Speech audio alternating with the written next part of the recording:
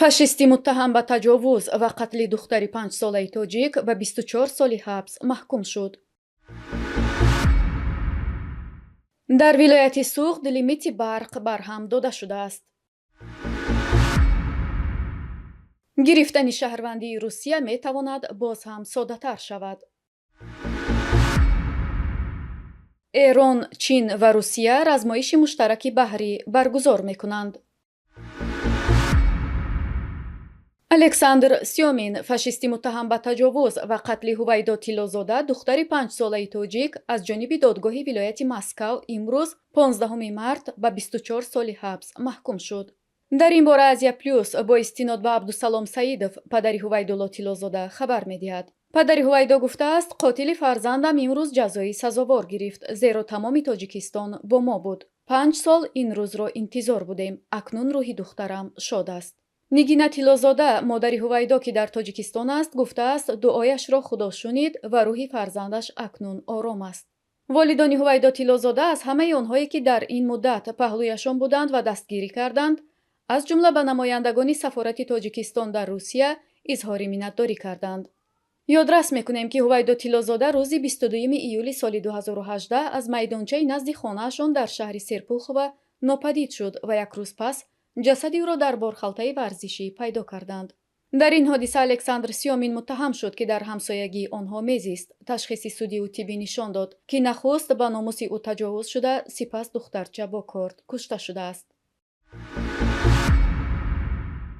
در ولایت سوغد لیمیت برق برهم داده شده است. اکثر ساکنان نواحی سوغد میگویند شروع از 8 مارت مشکل برق رسانی در دهات آنها از بین برداشته شده است. یک ساکن ناحیه اشت به پیام گفت یک هفته می شود که برق خاموش نمی شود. در حال ساکنان از برق رسانی به محدودیت به منزل‌هایشان اطلاع می‌دهند که تا این وقت مسئولین شرکت برق تاجیک درباره لغو گردیدن لیمیت برق رسانی رسما اطلاع ندادند. در همین حال از شبکه‌های تقسیمات برق در شهر استروشن به خبرگزاری سپوتنیک گفتند که درباره لغو لیمیت برق چیزی را نمی‌دانند. اما طبق دستور رهبریت حالا در همه شهر و ناحیه‌های ولایت انتقال برق پورا تامین کرده شده است. در تاجیکستان مردم همیشه با آمدن تیر ماه و سردی‌های زمستان از نداشتن نیروی برق شکایت می‌برند. مقامات نبودن مشکل برق رسانی را به کارهای سنجش تکنیکی ربط داده موقتی بودن آن را اشاره می‌کنند. مورد به ذکر است که اخیراً ماه ینور امسال شرکت برق تاجیک درباره جاری شدن لیمیت برق در کشور رسما اعلام کرد. با وجود تامین برق دائمی تا به حال از لغو لیمیت برق چیزی گفته نشده است. امکان دارد در دلخواه وقت باز دوباره لیمیت برق جاری شود. در روسیه با اصلاح قانون درباره شهروندی پیشنهاد شده است که حقوق شهروندان 4 کشور برای دریافت شهروندی فدراسیای روسیه ساده کرده شود. این امکان به شهروندان بلاروس، قزاقستان، مولداوا و اوکراین که در روسیه زندگی می‌کنند و اجازتنامه اقامت گرفتند داده می‌شود. همین طریق در واریانت لایحه قانون که در قرائت اول قبول شده است چنین حقوق توسط فرمان پرزیدنت پیش بینی شده است. لایحه قانون همچنین کاهش طلبات به بیش از 20 کاتگوری شخصان هنگام قبول شهروندی روسیه، اینچنین توسعه صلاحیت پرزیدنت در معین کردن کاتگوری شخصانی را که حقوق به دست آوردن شهروندی روسیه با طور ساده کرده شده دارند پیش بینی می‌کند.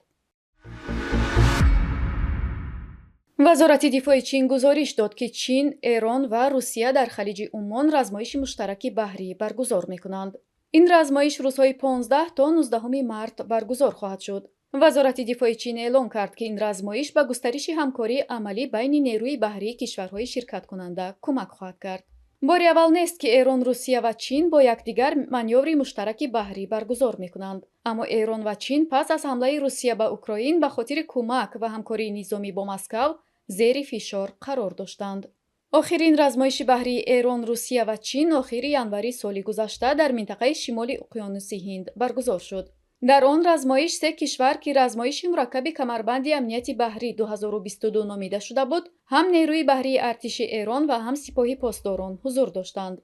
نزدیک به 4 سال پیش اولین مانور مشترک بحری ایران، چین و روسیه به مدت 4 روز در بحر عمان و اقیانوس هند برگزار شده بود.